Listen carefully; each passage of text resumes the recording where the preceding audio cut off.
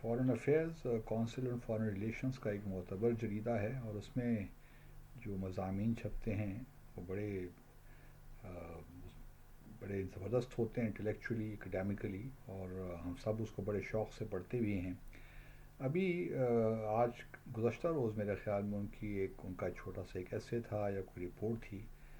جو کہ بہت رپورٹ ہوا دنیا بھر میں کہ پاکستان اب انٹر کانٹیننٹل بیلسٹک میزائل بنا رہا ہے۔ Enter I C B Ms آپ اسے کہہ رہے ہیں، اور جن کی رینج جو ہے وہ تقریباً 5,000 کلومیٹر سے زیادہ ہوتی ہے، 5,500 کہہ لیں۔ تو اس سے پہلے جو ممالک ہیں اور جن کے پاس انٹر کانٹیننٹل بیلسٹک میزائلز ہیں، ان میں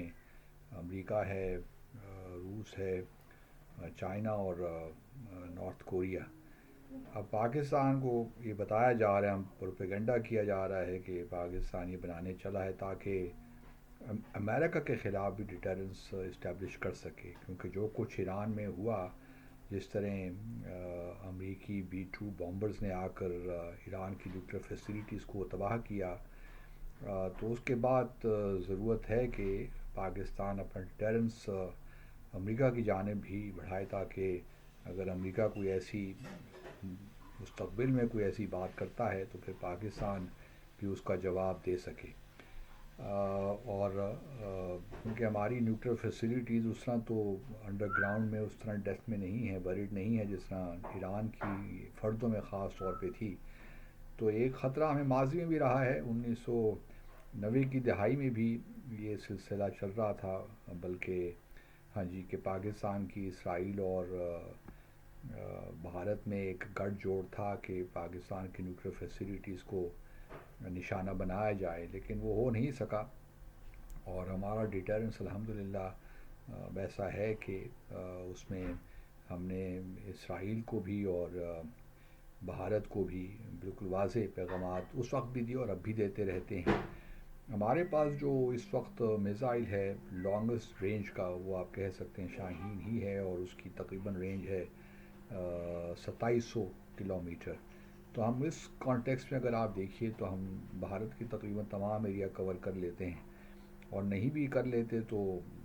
اس میں بھی کوئی شک نہیں ہونا چاہیے کہ ہمارے پاس کیپیبلٹی ہے کہ ہم مزید لانگ رینج کے میڈیم رینج کے جو ہیں بیلسٹک میزائلز تیار کریں۔ اب جہاں تک آئی سی بی ایمز کا ہے، یہ بھی بات اپنی جگہ حقیقت ہے کہ ہمارا جو نیوکلیئر کیپیبلٹی حاصل کرنے کا، ویپنز کیپیبلٹی حاصل کرنے کا اگر مقصد تھا تو وہ بھارت کو ڈیٹر کرنا ہی تھا، کیونکہ کنوینشنلی وہ بڑی ایک امبیلنس تھا اور اب بھی ہے، ایک پریپونڈرنٹ کنوینشنلی بھارت رہا ہے، اور لیکن پاکستان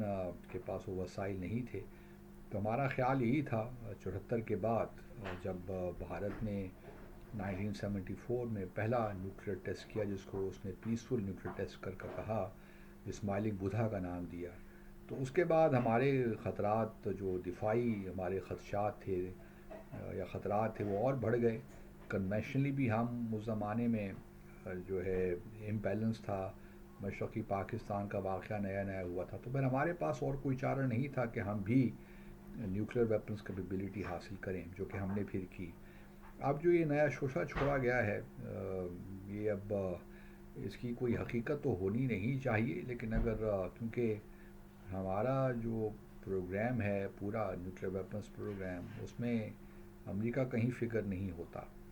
اور اگر یہ واقعہ ہوا بھی ہے، ایران کی فیسلٹیز کو نشانہ بنایا بھی گیا ہے، تو اس کا ایک بیک گراؤنڈ ہے، اور وہ بیک گراؤنڈ ہم سب جانتے ہیں۔ N P T, Iran N P T کا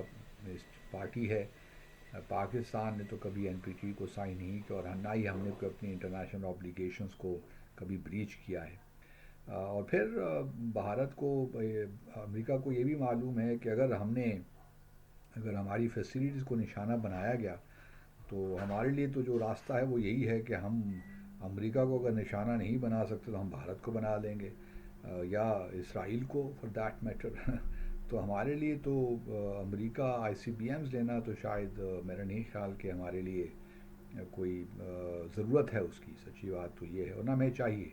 اور میں یہ بھی نہیں سمجھتا کہ امریکہ، کیونکہ ہمارا نیوکلیر جو ویپنز پروگرام ہے اب باقاعدہ، اب یہ کوئی جو لوگ باتیں کرتے ہیں کہ جی اب ایران کے بعد پاکستان کا نمبر ہے، یہ بھی ایک بالکل ہی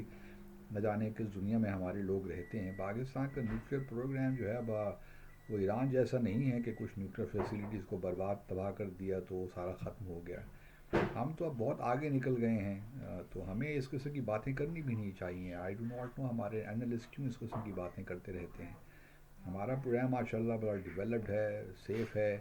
اور وہ اپنا کام کر رہا ہے اور مزید سے مزید بہتر ہوتا جا رہا ہے. اب ہم بھی سیکنڈ اسٹرائک کیپیبلٹی بھی آئی ایم شیور ڈیولپ کریں گے. جب بھارت نے کر لی ہے تو ایک ڈائنامک چیز ہے نا، یہ کوئی اسٹیٹک تو ہے نہیں. اور جب جوں آپ کا ایڈورسری اپنی نیوکلیر کیپیبلٹی بڑھاتا رہتا ہے تو آپ کے لیے بھی لازم ہو جاتا ہے کہ آپ بھی اس کو کاؤنٹر کریں. اب Bharat second capability strike capability کی طرف جا رہا ہے تو پاکستان کے لیے انیویٹیبل ہے کہ ہم بھی اس طرف جائیں، اور جائیں گے، اس میں کوئی شک نہیں ہونا چاہیے. لیکن آئی سی بی ایمز بنانا میرا نہیں خیال کہ پاکستان کو اس کی ضرورت ہے. اگر حالات اتنے ہی خراب ہو گئے یو ایس امریکہ اور پاکستان کے درمیان تو پھر تو اللہ ہی خیر کرے، لیکن ایسا ہونا نہیں ہے.